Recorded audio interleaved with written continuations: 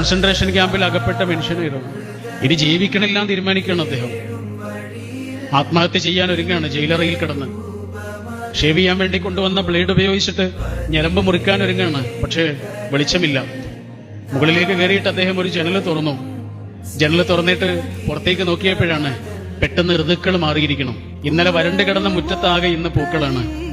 അപ്പോഴാണ് വായിക്കുന്ന ചിന്തിക്കുന്ന ആ മനുഷ്യൻ ആലോചിച്ചത്, എന്റെ ജീവിതത്തിലും ഇങ്ങനെ സംഭവിക്കാലോ. ഇന്ന് വരണ്ട് കിടക്കുന്ന എന്റെ ജീവിതത്തില് നാളെ പൂക്കൾ വിടരാലോ എന്ന്. അങ്ങനെ വിടർന്ന പൂക്കളാണ് മക്കാ വിജയമടക്കമുള്ള റസൂലുള്ളാഹിയുടെ വിജയങ്ങൾ. എന്തു ലഭിക്കുമായിരുന്നു? എത്ര ആനന്ദപൂർണമായ ജീവിതവും സാധ്യമായിരുന്നു. അങ്ങനെ ജീവിക്കുന്ന ധാരാളം ആളുകൾ ചുറ്റുണ്ടായിരുന്നു. പക്ഷെ എല്ലാ അധികാരവും എല്ലാ ശക്തിയും കൈവന്നപ്പോഴും എത്ര കുലീനമായാണ് റസൂൽ അതിൽ നിന്ന് മാറി നടന്നത്. Give way the most dignified way എന്ന് പറയൂലേ, മാറിക്കൊടുക്കലാണ് ഏറ്റവും മഹത്തായ വഴിയെന്ന്.